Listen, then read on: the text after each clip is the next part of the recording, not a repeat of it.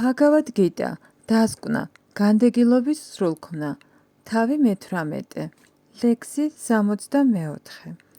ვინაიდან შენ ჩემი ძვირფასი მეგობარი ხარ, მე ჩემს უმაღლეს დარიგებას გაძლევ, ყველაზე საკრალურ ცოდნას, მთელ ცოდნათა შორის, მისმინე, ვინაიდან ამას შენი სიკეთისთვის ვლაპარაკობ. განმარტება, უფალმა მისცა არჯუნას საკრალური ცოდნა, ცოდნა ბრაჰმანზე, კიდევ უფრო საკრალური ცოდნა, ყველას გულში მყოფ ზესულზე. ახლა კი ცოდნის ყველაზე საკრალურ ნაწილს აძლევს მას. უბრალოდ მიენდოს ღმრთების უზენაეს პიროვნებას.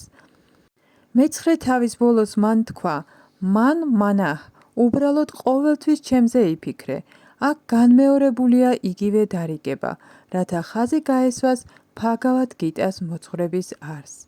ეს არსი არ ესმის უბრალო ადამიანს, მაგრამ ესმის მას, ვინც მართლაც მეტად ძვირფასია კრიშნასთვის, კრიშნას წმინდა ერთგულს. ეს ყველაზე მნიშვნელოვანი დარიგებაა მთელ ვედურ ლიტერატურაში. რასაც კრიშნა ამასთან დაკავშირებით ამბობს, ცოდნის ყველაზე არსებით ნაწილს წარმოადგენს და ეს უნდა შეასრულოს არა მხოლოდ არჯუნამ, არამედ ყოველმა ცოცხალმა არსებამ. ლექსი 65. მუდამ იფიქრე ჩემზე, გახდე ჩემი ერთგული, თაყვანი მეცი და ემთხვიე მიწას ჩემს წინაშე, ასე უცილობლად მოხვალ ჩემთან, მე გპირდები ამას, ვინაიდან შენ ჩემი მეტად ძვირფასი მეგობარი ხარ. ცოდნის ყველაზე საკრალური ნაწილი ისაა, რომ ცოცხალი არსება კრიშნას წმინდა ერთგული გახდეს, მუდამ მასზე იფიქროს და მისთვის იმოქმედოს. იგი ფორმალური მედიტაციით არ უნდა იყოს დაკავებული. სიცოცხლე ისე უნდა მოაწყოს, რომ ყოველთვის შეეძლოს კრიშნაზე ფიქრი. მუდამ ისე უნდა იმოქმედოს, რომ მთელი მისი ყოველდღიური საქმიანობები კრიშნასთან იყოს დაკავშირებული. ისე უნდა მოიწყოს ცხოვრება, რომ 24 საათის განმავლობაში მხოლოდ და მხოლოდ კრიშნაზე იფიქროს და უფალი გვპირდება, რომ ის, ვინც კრიშნას ასეთ წმინდა ცნობიერებაში იქნება, აუცილებლად დაუბრუნდება კრიშნას სავანეც, სადაც კრიშნასთან უშუალო ურთიერთობაში იმოქმედებს. კრიშნამ არჯუნას უამბო ცოდნის ეს ყველაზე საკრალური ნაწილი, ვინაიდან იგი კრიშნას ძვირფასი მეგობარია. ის, ვინც არჯუნას გზას გაყვება, გახდება კრიშნას ძვირფასი მეგობარი და არჯუნას სრულქმნას მიაღწევს. ეს სიტყვები ხაზს უსვამს იმას, რომ ცოცხალმა არსებამ ჭკუა კრიშნას უნდა მიაპყროს, სწორედ იმ ფორმას, რომელიც ორი ხელით ფლეიტას ატარებს, მშვენიერი სახის მქონე მოლურჯო ფერის ბიჭს, ფარშავანგის ბუმბული რომ აქვს თმებში. კრიშნა აღწერილია ბრაჰმა სამჰიტაში და სხვა ნაწარმოებებში. ცოცხალმა არსებამ ჭკუა ღმრთების ამ თავდაპირველ სახეს, კრიშნას უნდა მიაპყროს. უფლის სხვა სახეებზედაც კი არ უნდა გაექცეს ყურადღება. უფალს უამრავი სახე აქვს, როგორიც არის ვიშნუ, ნარაიანა, რამა, ვარაჰა და სხვა, მაგრამ ერთგულმა ჭკუა უნდა მიაპყროს იმ ფორმას, რომელიც არჯუნას წინაშე იმყოფებოდა. კრიშნას ფორმაზე ჭკუის მიპყრობა ცოდნის ყველაზე საკრალურ ნაწილს შეადგენს და ეს კრიშნამ გაუნდო არჯუნას, ვინაიდან არჯუნა კრიშნას უძვირფასესი მეგობარია. ლექსი 66. მიატოვე ყოველი სახის რელიგია და უბრალოდ მე მომენდე, მე გიხსნი ყოველგვარი ცოდვითი რეაქციებისგან, ნუ გეშინია. განმარტება. უფალმა განმარტა მრავალი სახის ცოდნა და რელიგიის პროცესები, ცოდნა უზენაეს ბრაჰმანზე, ზესულზე, ცოდნა საზოგადოებრივი ცხოვრების სხვადასხვა საფეხურსა და მდგომარეობებზე, ცოდნა განდეგილის ცხოვრების წესზე, განჯაჭვულობაზე, გრძნობებისა და ჭკუის კონტროლზე, მედიტაციაზე და ასე შემდეგ. მან სხვადასხვა სახით დაახასიათა სხვადასხვა სახის რელიგიები. ახლა კი Bhagavad-gītās დასკვნად უფალი ამბობს, რომ არჯუნამ აქამდე მისთვის აღწერილი ყოველი გზა მიატოვოს. იგი უბრალოდ უნდა მიენდოს კრიშნას. ასეთი მინდობა იხსნის მას ყოველგვარი ცოდვითი რეაქციებისგან, ვინაიდან უფალი პირადად პირდება მას მფარველობას.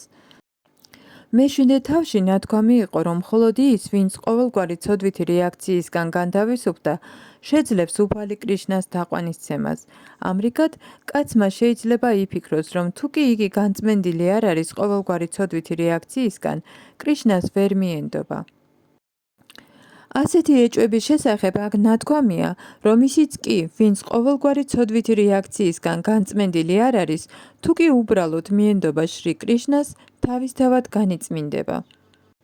ცოდვითი რეაქციებისგან თავის განწმენდისათვის თავგამოდებული ძალისხმევა საჭირო არ არის. ცოცხალმა არსებამ უყოყმანად უნდა სცნოს კრიშნა ყოველი ცოცხალი არსების უმაღლეს მხსნელად, იგი რწმენითა და სიყვარულით უნდა მიენდოს მას. კრიშნასადმი მინდობის გზა აღწერილია ჰარი ფაქტი ვილასაში. ერთგული სამსახურის შესასრულებლად უნდა მივიღოთ უბრალოდ ის რელიგიური პრინციპები, რომლებიც საბოლოო ჯამში უფლის ერთგულ სამსახურამდე მიგვიყვანს. ადამიანმა შეიძლება შეასრულოს მასზე დაწესებული კონკრეტული მოვალეობა საზოგადოებრივ წყობაში, მისი მდგომარეობის თანახმად, მაგრამ თუ კი თავისი მოვალეობის შესრულების შედეგად ვერ მიაღწევს კრიშნას ცნობიერების საფეხურს, ყოველი მისი მოქმედება ფუჭი ყოფილა. უნდა ვერიდოთ ყველაფერს, რასაც კრიშნას ცნობიერების სრულქმნის საფეხურამდე არ მივყავართ. ადამიანი დარწმუნებული უნდა იყოს იმაში, რომ ნებისმიერ პირობებში კრიშნა ყოველგვარი სირთულეებისგან დაიცავს მას. მას არ სჭირდება იმაზე ფიქრი, თუ როგორ გაიტანოს სხეული და სული, ერთად. კრიშნა ამაზეც იზრუნებს. ადამიანმა ყოველთვის უმწვევად უნდა იგრძნოს თავი და კრიშნა ცხოვრებაში წინსვლის ერთადერთ წყაროდ ჩათვალოს. როგორც კი ცოცხალი არსება, კრიშნას სრული ცნობიერებით სერიოზულად დაიწყებს უფლის ერთგულ სამსახურს, უმალვე განიწმინდება მატერიალური ბუნების ყოველგვარი უწმინდურებისგან. არსებობს რელიგიის სხვადასხვა პროცესები და განწმენდი პროცესები ცოდნის დაგროვების, მისტიური იოგას სისტემაში მედიტაციის და სხვათა საშუალებით, მაგრამ მას, ვინც კრიშნას მიენდობა, ამდენი მეთოდის შესრულება არ დაჭირდება.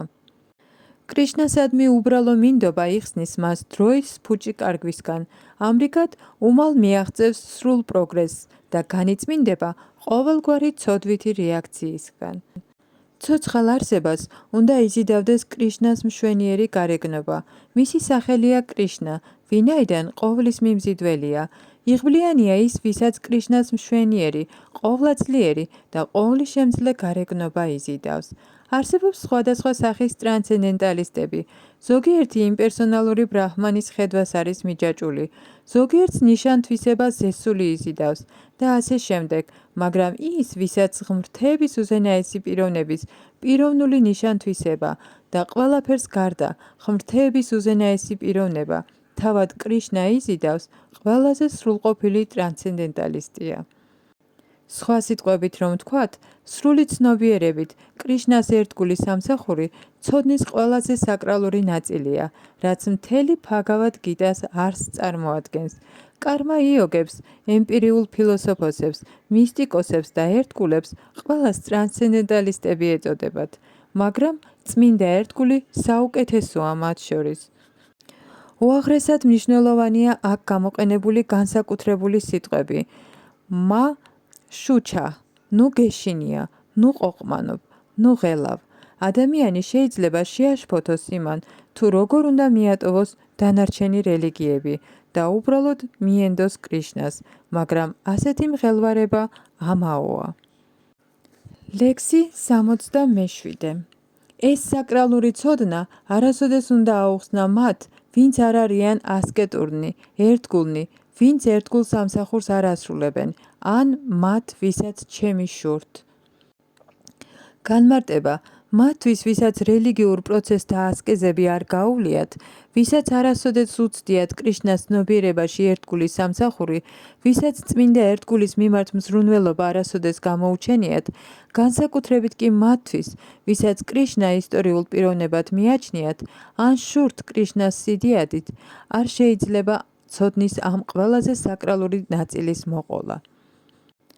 მაგრამ ზოგჯერ დემონური ხალხიც კი, რომელთაც შურთ კრიშნასი და სხვა მიზნით სცემენ კრიშნას თაყვანს, ბიზნესის სახით ბჰაგავად გიტას ინტერპრეტაციის პროფესიას კიდებენ ხელს, მაგრამ ის, ვისაც სინამდვილეში სურს კრიშნას შეცნობა, უნდა ერიდოს ბჰაგავად გიტას ასეთ კომენტარებს.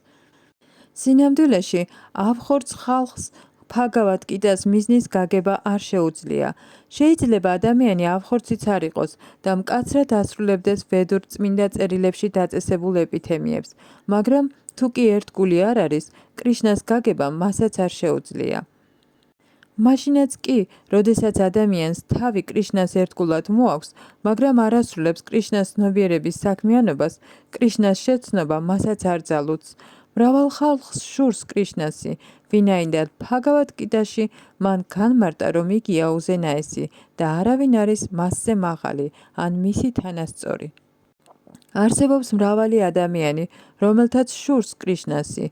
არ შეიძლება მათთვის ბჰაგავად გიტას მოყოლა, ვინაიდან ისინი ამას ვერ გაიგებენ. ურწმუნო ხალხს არ შეუძლია ბჰაგავად გიტას და კრიშნას გაგება. თუ კი ადამიანი არ შეიცნობს კრიშნას ავტორიტეტული წმინდა ერთგულისგან, ბჰაგავად გიტას კომენტირება არ უნდა სცადოს. ლექსი 68.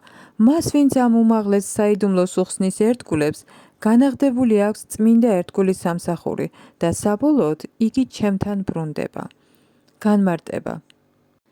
საზოგადოდ რეკომენდირებულია, რომ ბჰაგავად გიტაზე მსჯელობა მხოლოდ ერთგულთა წრეში არის საჭირო, ვინაიდან არაერთგულებს არ ესმით არც კრიშნა და არც ბჰაგავად გიტა. ისინი, ვინც არ აღიარებენ კრიშნას როგორც ასეთს და ბჰაგავად გიტას როგორც ასეთს, არ უნდა ცდილობდნენ ბჰაგავად გიტას თვითნებურად განმარტებასა და მკრეხელობას. ბჰაგავად გიტა უნდა აუხსნათ მათ, ვინც მზად არიან კრიშნა ღმრთების უზენაეს პიროვნებად ცნონ. ეს საკითხი მხოლოდ ერთგულებისთვის არის და არა სპეკულაციური ფილოსოფოსებისთვის, მაგრამ ის, ვინც გულწრფელად ცდილობს ბჰაგავად გიტას ჭეშმარიტი სახის წარმოდგენას, წარმატებას მიაღწევს ერთგულ სამსახურში და წმინდა ერთგულების მდგომარეობამდე ამაღლდება. ასეთი წმინდა ერთგულების შედეგად იგი აუცილებლად დაბრუნდება შინ, ღმრთებასთან. ლექსი 69. ამ სამყაროში ჩემთვის მასზე ძვირფასი მსახური არ არსებობს და ვერც ვერავინ იქნება ოდესმე მასზე ძვირფასი. ლექსი 70. და მე ვაცხადებ, რომ ის, ვინც ამ ჩვენს საკრალურ საუბარს სწავლობს, გონებით თაყვანს მცემს მე. ლექსი 71. ის კი, ვინც რწმენითა და შურის გარეშე ისმენს, იწმინდება ცოდვითი რეაქციებისგან და აღწევს სასიკეთო პლანეტებს, სადაც ღვთისმოსავნი ცხოვრობენ. განმარტება. ამ თავის 67 ლექსში უფალი გარკვევით გვიკრძალავს არ მოუყვეთ გიტა მათ, ვისაც უფლის შურთ. სხვა სიტყვებით რომ ვთქვათ, ბჰაგავად გიტა მხოლოდ ერთგულებისთვის არის განკუთვნილი. მაგრამ ზოგჯერ უფლის ერთგული ღია გაკვეთილებს ატარებს, დამსწრეთა შორის კი შეიძლება ყველა ერთგული არ იყოს. რატომ ატარებენ ისინი ღია გაკვეთილებს? აქ განმარტებულია, რომ თუმცა ყველა ერთგული არ არის, მაინც არსებობს მრავალი ადამიანი, რომელთაც არ შურთ კრიშნასი. მათ სჯერათ, რომ იგი ღმრთების უზენაესი პიროვნებაა. თუ კი ასეთი ხალხი უფლის ჭეშმარიტი ერთგულისგან მოიწმენს, ამის შედეგად უმალ განიწმინდება ყოველგვარი ცოდვითი რეაქციებისგან და შემდეგ კი მიაღწევს პლანეტარულ სისტემას, სადაც ყველა ღვთისმოსავია. ამიტომ ის, ვინც არც ცდილობს წმინდა ერთგული გახდეს, უბრალოდ ბჰაგავად გიტას მოსმენით ღვთაებრივ საქმიანობათა შედეგს ღებულობს. ამრიგად, უფლის წმინდა ერთგული ყველას აძლევს საშუალებას განიწმინდოს ყოველგვარი ცოდვითი რეაქციებისგან და უფლის ერთგულები გახდნენ. როგორც წესი, ისინი, ვინც ცოდვითი რეაქციებისგან განწმენდილნი არიან, ღვთისმოსავნი ძალიან ადვილად ღებულობენ კრიშნას ცნობიერებას. აქ მეტად მნიშვნელოვანია სიტყვა პუნია კარმანამ. იგი ეხება ვედურ ლიტერატურაში ნახსენები დიდი მსხვერპლშეწირვების შესრულებას, როგორიც არის აშვამეთა იაჯნა. ვინც ერთგულ სამსახურში ღვთისმოსავნი არიან, მაგრამ არ არიან განწმენდილნი, შეუძლიათ ჩრდილოეთის ვარსკვლავის ან თურვალოკას პლანეტარული სისტემის მიღწევა, სადაც თურვა მაჰარაჯა ცხოვრობს. იგი უფლის დიადი ერთგულია და საგანგებო პლანეტა აქვს, რომელსაც ჩრდილოეთის ვარსკვლავი ეწოდება. ლექსი 72. ო პრთაშვილო, ო სიმდიდრის მომპოვებელო, ყურადღებით მოისმინე, უკვე გაქარწყლდა შენი უგუნურება და ილუზიები. განმარტება. უფალი არჯუნას სულიერი მოძღვრის სახით მოქმედებდა, ამიტომ ვალდებული იყო ეკითხა არჯუნასთვის, სწორად გაიგო თუ არა მთელი ბჰაგავად გიტა. თუ არადა მზად იყო თავიდან განემარტა ნებისმიერი საკითხი, ან თუ საჭირო იქნებოდა მთელი ბჰაგავად გიტაც. მართლაც, ვინც ისმენს ბჰაგავად გიტას ჭეშმარიტი სულიერი მოძღვრისგან, როგორიც არის კრიშნა ან მისი წარმომადგენელი, ნახავს, რომ მთელი მისი უგუნურება გაქარწყლებულია. ბჰაგავად გიტა პოეტისა თუ მწერლის მიერ დაწერილი ჩვეულებრივი წიგნი არ არის. იგი ღმრთების უზენაესმა პიროვნებამ მოყვა. ვინც იმდენად იღბლიანია, რომ ამ მოძღვრებას კრიშნასგან ან მისი ჭეშმარიტი სულიერი წარმომადგენლისგან მოისმენს, აუცილებლად განთავისუფლდება და თავს დააღწევს უგუნურების წუდიაც. ჰარე კრიშნა.